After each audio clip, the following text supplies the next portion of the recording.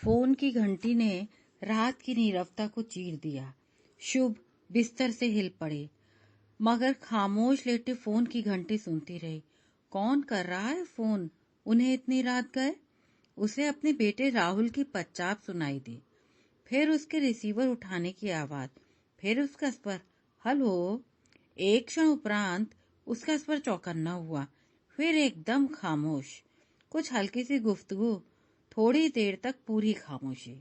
ये आजकल के लड़के देर से सोते हैं, रात पे रात इनके फोन आते हैं। शुभ बड़बड़ाए, गर्दन उचकाकर सामने मेज पर रखी डिजिटल घड़ी में समय देखा। 11 बज रहे हैं। राहुल के रिसीवर नीचे रखने की आवाज शुभ के कानों में आई। फिर कमरे की ओर बढ़ते उसके कदम। माँ! उसके स्वर में व्याप्त व्यग्रता शुभ स्पष्ट महसूस कर रहे थे। माँ! शुभ ने आवाज दी। हॉस्पिटल से फोन था। हॉस्पिटल से? हाँ, उन्हें आपके लिए किडनी मिल गई है। शुभ चौंक कर बिस्तर पर बैठ गई। राहुल ने बिजली जलाई। छोटा सा कमरा प्रकाशवान हो गया। राहुल एक हल्की मुस्कुराहट के साथ बोला, उन्हें आपके लिए किडनी मिल गई है। आपको ट्रांसप्लांटेशन के लिए हॉस्पिटल जाना है। थोड़ी देर में एम्बुलेंस आती होगी। उठो, तैयार हो जाओ माँ। जिंदगी के अपने ढंग हैं करवट बदलने के। 1 साल पहले शुभ को बहुत तेज बुखार हुआ, शरीर में सूजन आई, कुछ और तकलीफें हुई। टेस्ट हुए तो डॉक्टरों ने उसे भौचक्का कर दिया, ये बताकर कि उसके दोनों गुर्दे ढंग से काम नहीं कर रहे, डायलिसिस शुरू करनी पड़ेगी। हीमोडायलिसिस। 1 साल से यह मशीन उसकी जिंदगी का अभिन्न हिस्सा बनी हुई है। शुभ वितृष्णा से भर जाती। क्या है उसकी जिंदगी? अभी 37 ही पार किए और स्वास्थ्य की ये भीषण समस्याएं। वह दवा व डायलिसिस पर जिंदा है। एक विशेष आहार, हीमोडायलिसिस डाइट, उसे खानी पड़ती है। मगर एक सकारात्मक प्रवृत्ति होने की वजह से शुभ स्वयं को समझाती कि ये बात अच्छी है कि वो एक ऐसे देश में है जहां उसके महंगे इलाज का खर्चा सरकार वहन कर रही है। कभी कभी लगता कि उसकी बीमारी उसकी खुद की समस्या न होकर यहाँ की सरकार की समस्या है।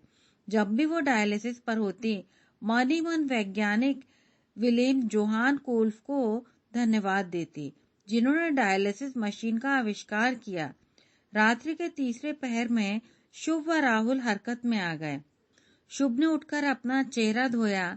माँ बेटे ने कपड़े बदले, बाल बनाए। शुभ का अस्पताल के लिए एक बैग तैयार किया गया। आधे घंटे में एम्बुलेंस उनके दरवाजे पर पहुंच गई और उन्हें हार्लेव हॉस्पिटल के किडनी सेंटर में ले आई। हफ्ते में 3 दिन शुभ यहाँ हीमोडायलिसिस पर 4 घंटे बिताती है, अपने खून से अतिरिक्त तरल व अपशिष्ट पदार्थ साफ करने के लिए। मगर जब वो एम्बुलेंस से उतरी तो उसे अस्पताल की इमारत एकदम नई लगी, जैसे पहली बार इसमें कदम रख रही हो। डॉक्टरों के एक दल ने कुछ परीक्षण किए। रसायन के ठंडे घोल में जमा एक गुर्दा उसके लिए सुरक्षित रखा हुआ था। परीक्षणों के उपरांत गुर्दे के साथ उसे हरलेव हॉस्पिटल से रिग्स हॉस्पिटल के लिए यात्रा करनी पड़ी, जो किडनी प्रत्यारोपण में अधिक निपुण है। रिग्स हॉस्पिटल जैसे उसका इंतजार ही कर रहा था। एक व्हील चेयर लिए 2 वार्ड बॉय पहले से ही खड़े थे। जैसे ही शुभ वहां पहुंची, फटाफट उसे व्हील चेयर से 10वीं मंजिल पर लाया गया। फिर एक लंबे चौड़े गलियारे से वार्ड 224 के अंदर एक बड़ा व खुला कमरा, साफ सुथरा बेड। शुभ बेड पर ढुलक गई। अजीब सी संवेदनाएं उसके भीतर उमड़ रही हैं। राहुल बैग से उसका सामान, कपड़े, ब्रश, कंघी वगैरह निकाल कर अलमारी में लगाने लगा। इतने में एक जवान नर्स हाथ में गाउन पकड़े वार्ड में दाखिल हुए। शुभ व राहुल पर मुस्कान बिखेरी, दोनों को हाय कहते हुए उनसे हाथ मिलाया। शुभ से पूछा, कैसा महसूस कर रही हो? जवाब में शुभ के ओठ फड़फड़ाए, आंखें आंसुओं से भर गईं। वह कम से नर्स शुभ को ऐसे समझाने लगी जैसे वो कोई नन्ही बच्ची हो। तुम बहुत भाग्यशाली हो कि तुम्हें इतनी जल्दी किडनी मिल गई है। यहाँ कितने ही मरीज सही किडनी के इंतजार में अपनी सारी उम्र डायलिसिस पर निकाल देते हैं।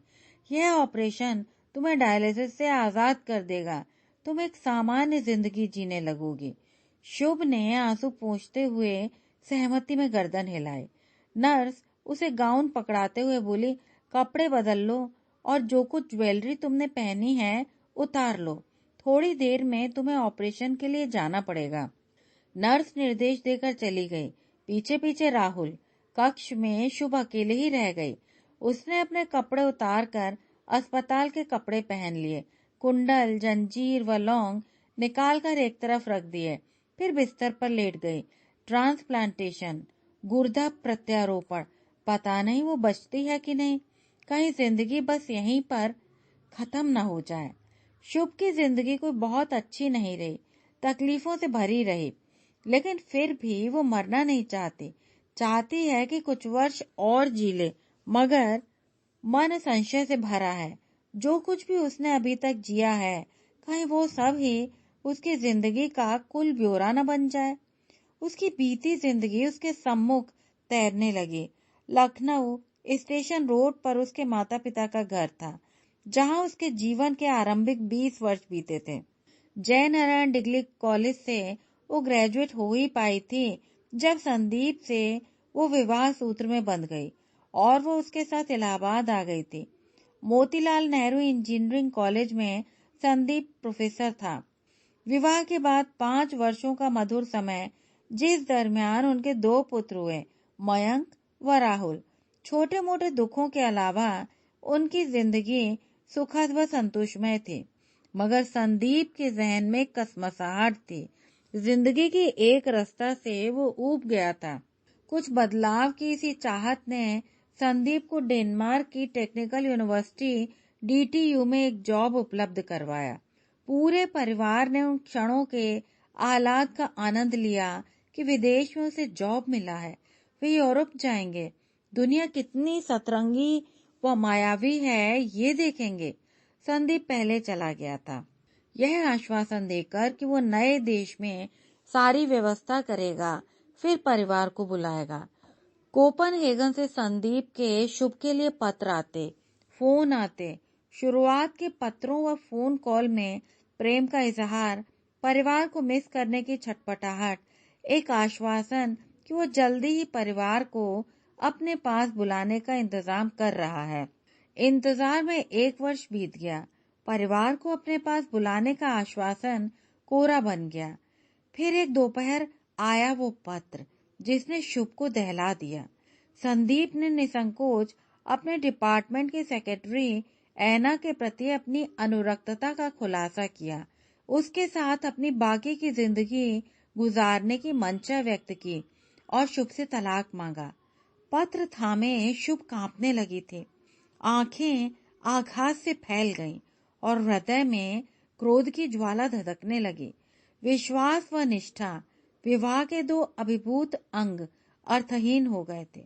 ऐसे व्यक्ति ने उसके साथ छल किया जिससे उसने प्रेम किया, जिसका उसने सबसे अधिक सम्मान किया, जिसके बुलावे के इंतजार में वो 1 साल से बैठी थी।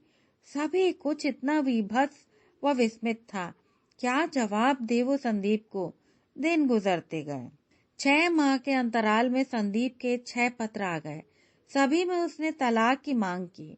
जब 7वां पत्र आया, जिसमें कि तलाक के लिए गिड़गिड़ाहट थी, तो शुभ ने एक अधिक यथार्थवादी तरीके से स्थिति का अवलोकन किया। उसने संदीप के सामने एक शर्त रखी कि वो उसे व बच्चों को पहले कोपनहेगन बुलाने का इंतजाम करे। हिंदुस्तान के एक पूरब प्रदेश की संकुचित सामाजिक धारणा में वो तलाक के लेबल के साथ निर्वाह नहीं कर सकते। फिर 2 पुत्रों को वो उनके पिता के सहयोग के बिना अकेले नहीं पाल सकते। बेटे अपने पिता के करीब रहेंगे तो अच्छा रहेगा। संदीप ने शर्त मंजूर कर ली और शुभ बच्चों सहित कोपनहेगन पहुंच गई। एक छोटे से फ्लैट का संदीप ने उनके लिए इंतजाम किया हुआ था। स्वयं वो एक बड़े व खुले मकान में ऐना के साथ रह रहा था। शुभ ने सोचा था कि अपने देश व परिवार से दूर रहते हुए अकेलेपन की वजह से संदीप किसी गोरी औरत की तरफ झुक गया।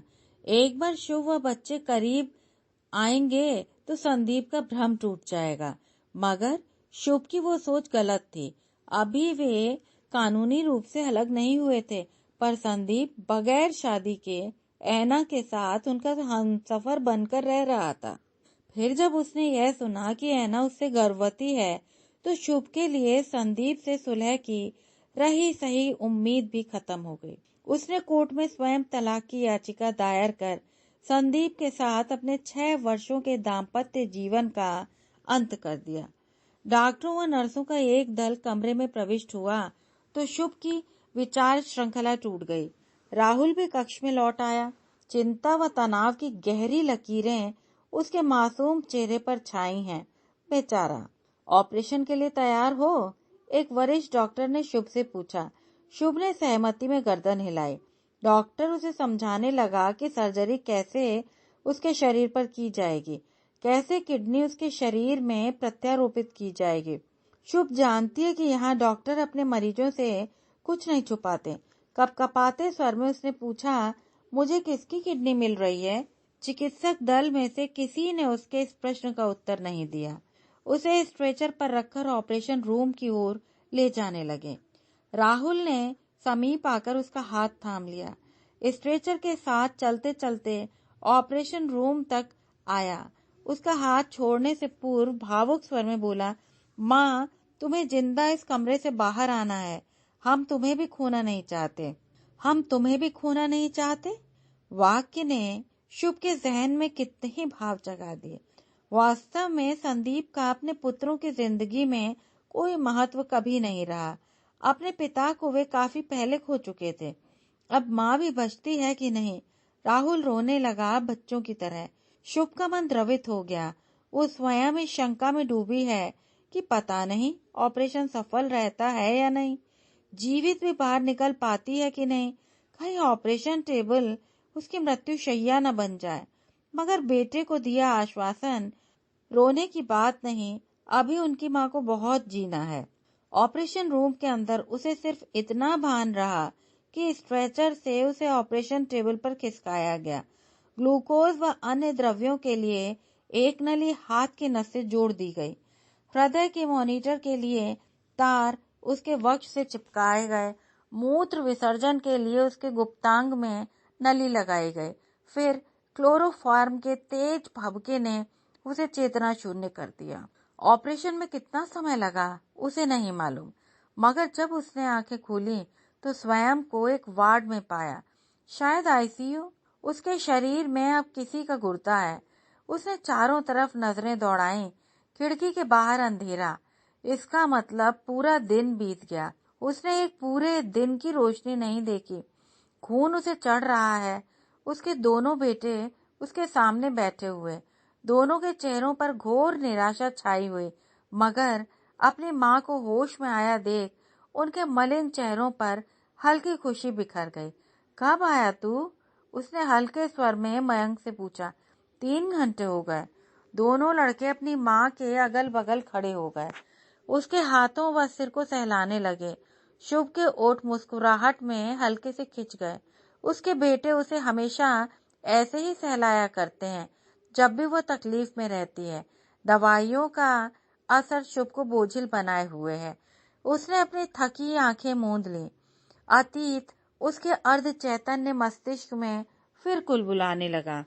मनुष्य दुनिया के किसी भी छोर पर रहे, समय एक ही गति से खिसकता महसूस होता है। समय के गुजरते प्रवाह में संदीप के ऐना से भी 2 बच्चे हुए। पहले लड़का, फिर एक लड़की। एक ही शहर में रहने की वजह से मयंक व राहुल अपने पिता से मिलते रहते थे। कोपनहेगन है भी कितना बड़ा। पिता से जो कुछ मार्गदर्शन उन्हें मिलता था, राहुल व मयंक लेते रहते थे। तलाक के बाद शुभ को संदीप की आय से बच्चों की परवरिश के लिए कुछ निर्वाह व्यय प्रतिमाह मिलने लगा था। एक अकेली माता होने की वजह से कुछ मदद डेनिश सरकार ने भी की।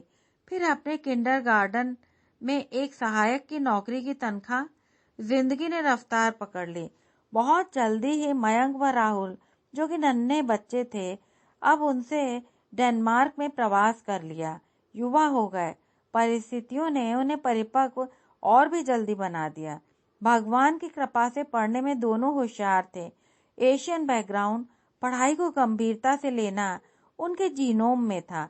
कोपनहेगन यूनिवर्सिटी से ग्रेजुएशन करके मयंक मास्टर कोर्स के लिए लंदन चला गया। शुभ बहुत खुश थी कि उसकी अपनी जिंदगी चाहे जैसी हो, मगर उसके बेटों का भविष्य उज्जवल बन रहा है। रात 9 बजे सर्जन चेकअप के लिए आया। साथ में 2 नर्सें जो रात की ड्यूटी पर तैनात हैं। कैसा महसूस कर रही हो? सर्जन ने पूछा। बिल्कुल भी अच्छा नहीं, शुभ निर्बल स्वर में बोली।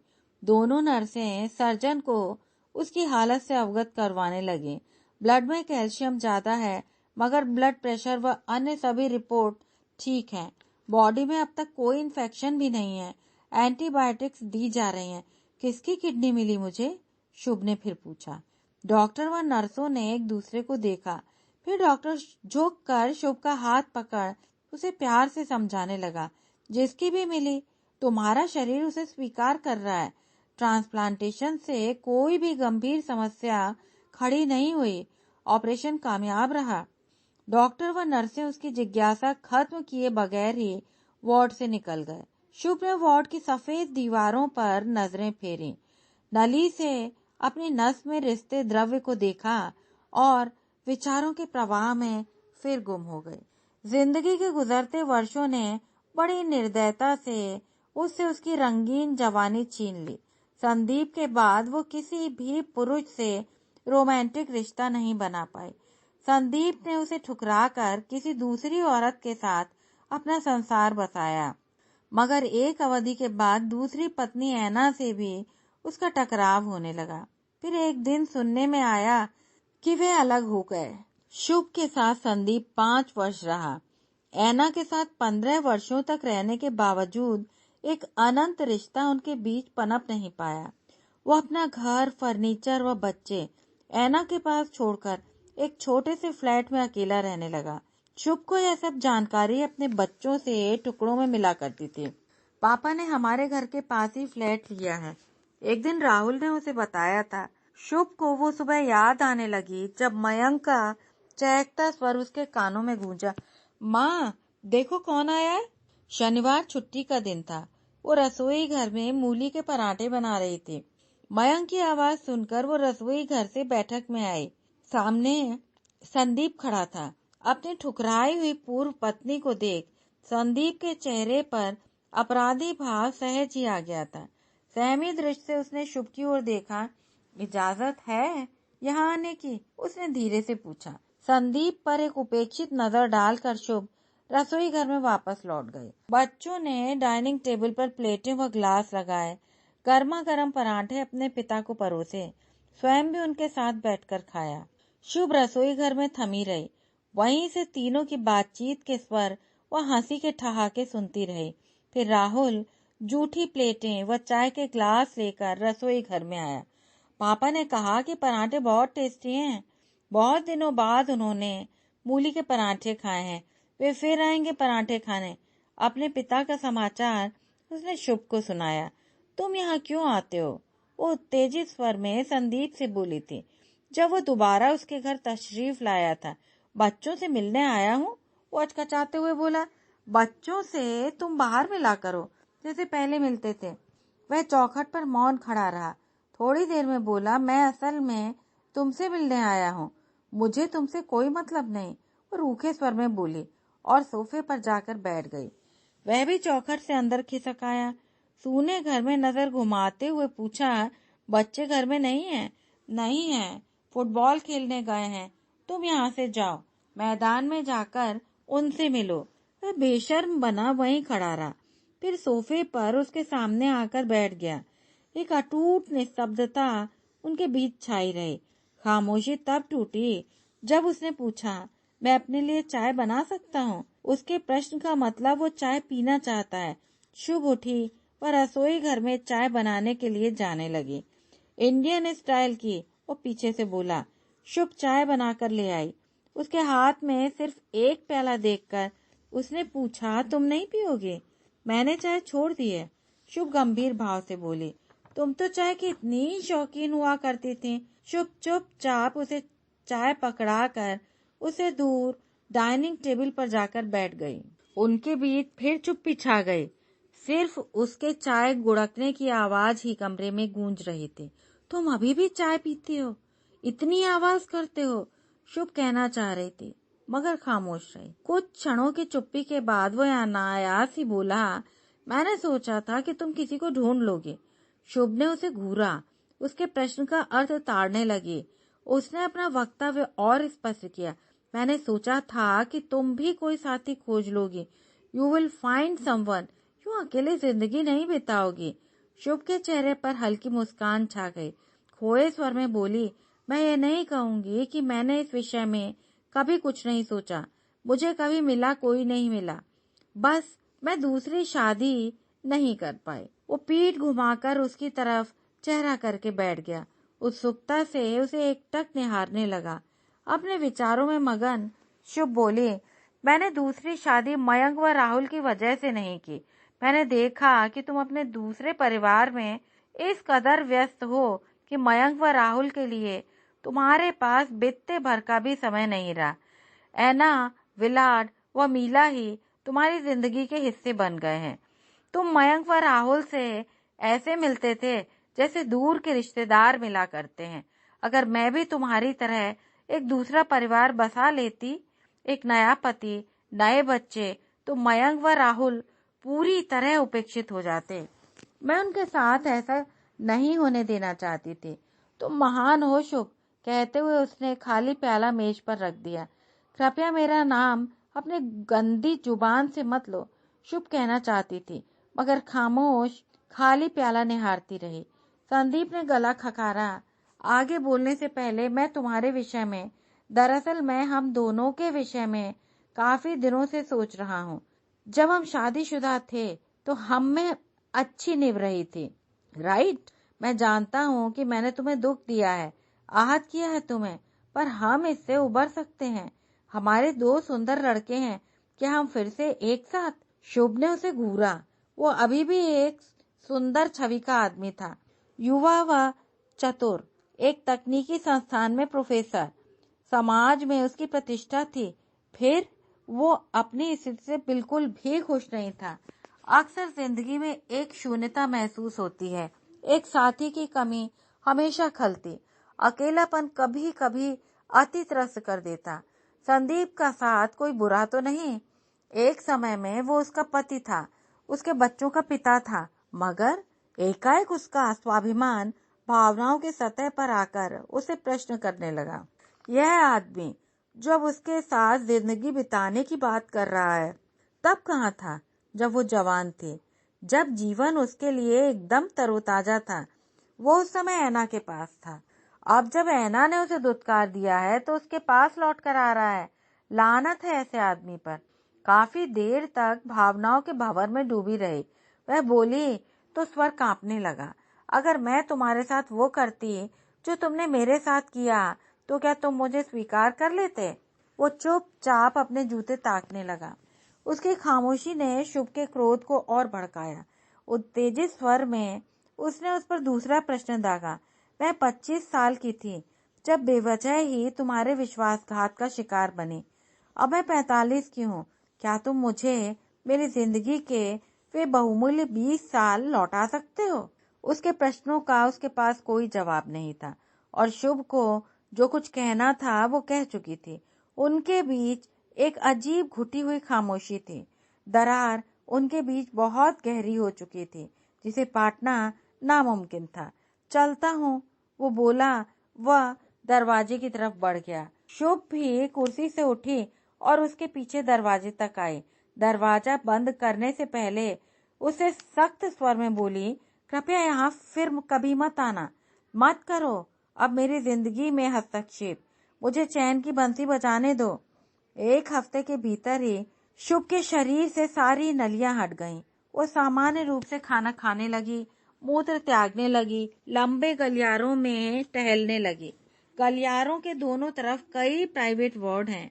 13वीं मंजिल के उस विंग में सभी किडनी व डायलिसिस के रोगी भर्ती हैं। शुभ उनसे बतियाती एक जैसे दुख दर्द के लोगों को आपस में करीब लाते। परस्पर बांटने से इनकी प्रचंडता कम हो जाती है। इस सुबह नर्स प्रसन्न भाव से शुभ से बोली, नई किडनी तुम्हारे शरीर में बिल्कुल सध गई है। ट्रांसप्लांट से संबंधित सारी जटिलताएं दूर हो गई हैं। इन्फेक्शन खत्म हो गया है। ब्लड में कैल्शियम की मात्रा भी सामान्य से अधिक हो गई है। अब तुम घर जाने के लिए बिल्कुल दुरुस्त हो। बस तुम्हें दवाइयाँ लेनी है ताउम्र, और कहीं तुम्हारा शरीर इस नई किडनी को अस्वीकार न करे। क्या तुम मुझे बता सकती हो कि मुझे किसकी किडनी मिली है? मुझे नहीं मालूम, नर्स ने हताश स्वर में कहा। हम इन बातों की जानकारी नहीं रखते हैं। एक एक क्षण उसने सुझाया। अपने सर्जन को पूछो, वे तुम्हें शायद बता सकते हैं। सर्जन के आने पर शुभ ने अपना प्रश्न दोहराया तो सर्जन ने पूछा, क्यों जनाब, क्या जानना चाहती हो? क्योंकि अगर वो व्यक्ति मर गया है तो मैं उसकी आत्मा के लिए प्रार्थना करना चाहूंगी। हाँ, वो मर गई है, डॉक्टर सपाट शब्दों में बोल गया। वो औरत थी, शुभ बुदबुदाई। हाँ, सर्जन बोला। कैसे मरी वो? कार एक्सीडेंट में। E47 के हाईवे पर वो मोड़ बड़ा खतरनाक है। काफी गाड़ियों का वहाँ एक्सीडेंट होता है। वहीं उनकी कार एक पेड़ से टकराई और उलट पड़ी। क्या वो अकेली थी? नहीं, उनके साथ उनका पार्टनर भी था, मगर वो भी नहीं बचा। पहले औरत मरी, फिर आदमी। औरत ऑर्गन डोनर थी। अपनी मृत्यु पर वो अपने सभी अंग दान करना चाहती थी, मगर एक्सीडेंट ने उसके सभी अंगों को विक्षत कर दिया, सिर्फ किडनी को छोड़कर, जो तुम्हारे काम आ गई। क्या वो जवान थी? नहीं, बहुत जवान तो नहीं थी, मगर बूढ़ी भी नहीं थी। शुभ का चेहरा ताकते हुए डॉक्टर बोला, तुम्हारी ही उम्र की रही होगी। शुभ ने अपनी आंखें बंद कर ली। हल्के स्वर में पूछा, क्या नाम था उसका? मैंने तुम्हें वैसे ही बहुत कुछ बता दिया है, डॉक्टर खींचे स्वर में बोला, और वार्ड से बाहर चला गया। शुभ उठी। वह गर्म पानी से बड़े इत्मीनान से स्नान किया। तत्पश्चात बिस्तर पर बैठकर प्रार्थना करने लगी। अभी तो उस अनजान औरत को भी उसने अपनी प्रार्थना में शामिल कर लिया। उस अंगदाता का आभार प्रकट करते हुए उसने उसकी दिवंगत आत्मा की शांति के लिए कामना की। फिर वो डाइनिंग हॉल में गई, वहां भरपेट भोजन किया, मगर दिल में खुशी के बावजूद एक हलचल भी है। उस अनजान औरत के विषय में सोचती जा रही है कि वो कैसे मरी, क्यों मरी, कितनी नेक औरत थी वो। शुभ मयंक व राहुल का बेसब्री से इंतजार कर रही है कि वो आएंगे तो वो उन्हें उस औरत के विषय में बताएगी। मगर ये आज पहला दिन है जब मयंक व राहुल इतनी देर तक अस्पताल नहीं पहुंचे हैं। हालांकि कल वे उसे बोलकर गए थे कि आज वे देर से आएंगे, उन्हें कुछ जरूरी काम निपटाना है, मगर इतनी देर से? सामान्यतः वे डॉक्टर के राउंड पर आने से पहले ही आ जाया करते हैं, और दोनों में से एक उसके साथ दिन भर रहता है। उसने घर फोन किया, मगर किसी ने बजते हुए फोन को नहीं उठाया। उसने राहुल का मोबाइल लगाया, वहां से रिकॉर्ड संदेश। शुभ हतप्रभ कि ये लड़के कहाँ खिसक लिए। मन ही मन बोली कि उसके लड़के अब जवान हैं, उनकी अपनी दिनचर्या है, अपने कार्यक्रम है। मयंक अपने पुराने दोस्तों को मिलने चला गया होगा, और राहुल अपनी कॉलेज या अपनी पार्ट टाइम नौकरी बजाने गया होगा। बहुत हो गया उनके लिए अपनी बीमार माँ के बगल में बने रहना। इंतजार में पूरा दिन बीत गया। शाम हो गई, मगर दोनों बेटों का कोई अता पता ही नहीं। कई बार शुभ ने घर का फोन खड़का दिया, किंतु फोन बजता ही गया। उसे निराशा के साथ साथ कोफ्त भी होने लगी। कभी कभी ये लड़के कितना बेगाना व्यवहार करते हैं। कम से कम फोन पर ही अपनी माँ से बात कर लेते। शाम को वो पहली बार एलिवेटर से नीचे उतरी और खुले मैदान में टहलने लगी। खुला आसमान उसे अच्छा लगा, मगर मयंक व राहुल का न आना उसके मन को विक्षुब्ध करता गया। शाम के 6 बज गए और वे अभी तक नहीं आए। मन में क्रोध की ज्वाला धधकने लगी। ऊपर आकर शुभ अनमनी सी बिस्तर पर निढाल लेट गई। सोचने लगी कि कब और कैसे उसके बेटों ने उसके साथ पराया व्यवहार किया था। उसके बेटे ही कौन से उसके अपने हैं। मयंक अपनी अग्रिम पढ़ाई के लिए लंदन जा चुका था। उसके जाने के बाद घर कितना खाली हो गया था। एक दिन राहुल भी चला जाएगा और वो घर में अकेली रह जाएगी, बिल्कुल तन्हा। अनायास ही उसे संदीप का ध्यान आ गया। वो भी तो अकेले रह रहा है, वो भी पड़ोस में ही। अगर वो उसके पास चली जाए, यूं अकेले रहने से बेहतर तो किसी का भी साथ गंवा रहा है, एक बिगड़े हुए बेवफा पति का भी। डिनर के बाद वो टीवी खोलकर बैठी, अपनी उधेड़ बुन में थी, जब राहुल ने अकस्मात उसे वो खबर दी, माँ, पापा को एक नई गर्लफ्रेंड मिल गई है। शुभ के हृदय में आरी चल गई। टीवी स्क्रीन से दृष्टि हटाकर राहुल पर तानी। पापा अपनी एक नई गर्लफ्रेंड के साथ रहते हैं, उसका नाम जिंजर है। बगैर कोई टिप्पणी किए शुभ ने राहुल के चेहरे से दृष्टि हटा टीवी स्क्रीन पर स्थिर कर दी। उसे लगा कि वो एक बार फिर तन्हा हो गई है। उसने संदीप को एक बार फिर खो दिया है। उसकी आंखें आंसुओं से भर गईं। मैं आज उससे मिला, बहुत अच्छी औरत है, उसके अपने बच्चे नहीं हैं। वह मुझसे बोली कि मैं उसके लिए बेटे समान हूँ। देखो माँ, यह फिलिप पाटेक की घड़ी जिंजर ने मुझे गिफ्ट की है। शुभ ने राहुल की तरफ देखा। एक महंगी घड़ी उसकी कलाई पर झिलमिला रही थी। यकायक वह उसकी कलाई पर झपटी और जोर से घड़ी खींचने लगी। उतार ये घड़ी, तू जिंजर का बेटा नहीं है, मेरा है, उतार इसे। राहुल छिटक कर उससे दूर जाकर खड़ा हो गया, अपना हाथ घड़ी के ऊपर रख दिया, जैसे अपनी माँ के प्रहार से वो उस अमूल्य निधि को बचाना चाहता हो। उस वक्त उसे राहुल पराया लगने लगा था। लग ही नहीं रहा था कि वो उसका अपना जाया पाला पोसा बेटा है। फिर एक शाम जब वो अपने किंडरगार्टन से घर लौटी थी, तो घर में संगीत बज रहा था। एक नया MP3 प्लेयर घर में था, जिसे सुनते हुए राहुल अपनी पढ़ाई कर रहा था। एक आश्चर्य मिश्रित प्रसन्नता ने उसे घेर लिया।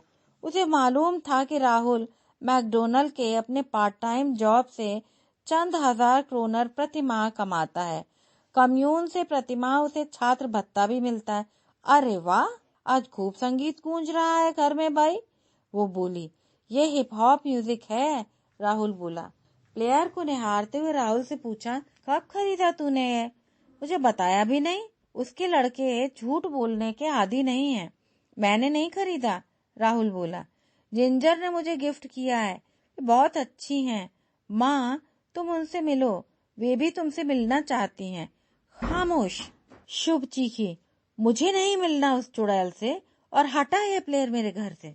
मुझे अपने घर में तुम्हारे पापा की तथा कथित पत्नी या प्रेमिकाओं से मिली कोई भी चीज नहीं सजानी।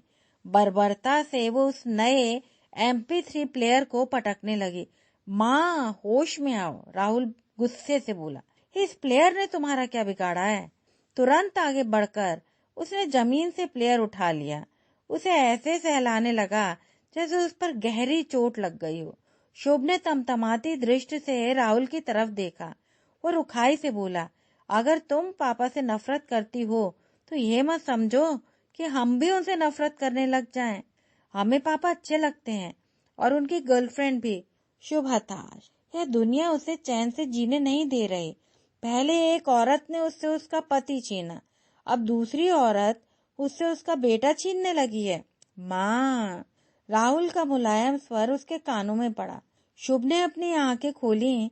सामने मयंक व राहुल के साथ मीला को खड़े देख उसे आश्चर्य हुआ। मीला के हाथों में ताजे फूलों का एक बुके है, जो उसने शुभ के बगल में लगी मेज पर रख दिया। तीनों के चेहरों पर गहरी थकावट, जैसे कहीं एक व्यस्तता भरा दिन बिताकर लौट रहे हों। शुभ को मीला का आना अच्छा लगा। संदीप व ऐना के प्रति उसके मन में चाहे जैसे भाव रहे हों, परंतु उसने उनकी सुंदर संतानों मीला व विलाड को मन ही मन बहुत सराहा।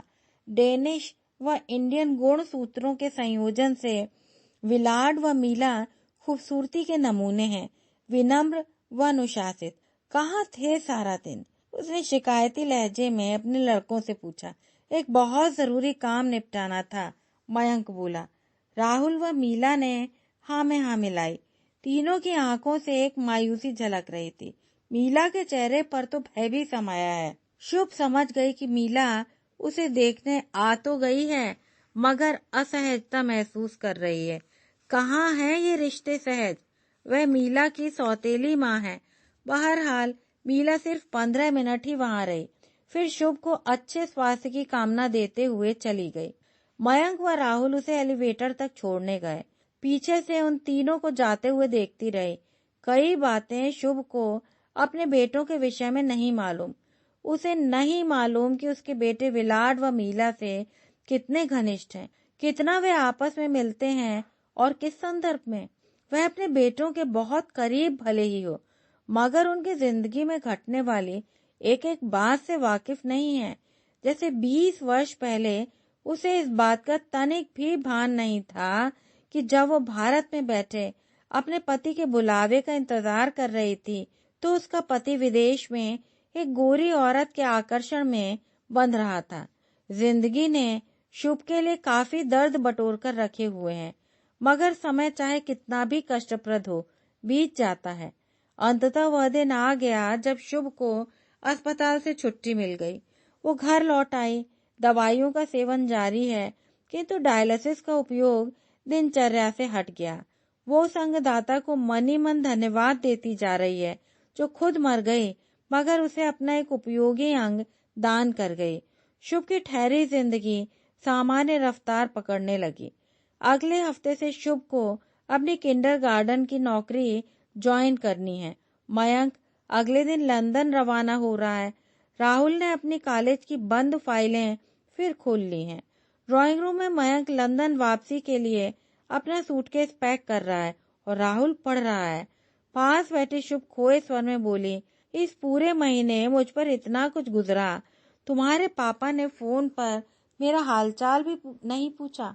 दोनों लड़कों के काम करते हाथ ठहर गए। दोनों तुरंत अपना काम छोड़कर शुभ के अगल बगल बैठ गए।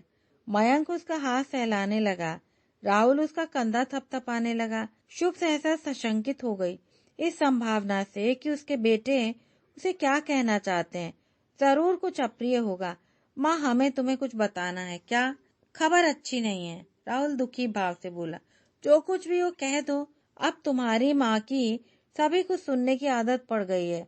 हाथों से गुजरते हुए मजबूत बन चुकी हूँ। राहुल रुआंसे स्वर में बोला, माँ, पापा कहाँ से फोन करेंगे? कैसे वे तुमसे मिलने आएंगे? क्या हुआ उन्हें? भावों पर नियंत्रण रखते हुए मयंक बोला, माँ, पापा इस दुनिया में नहीं है।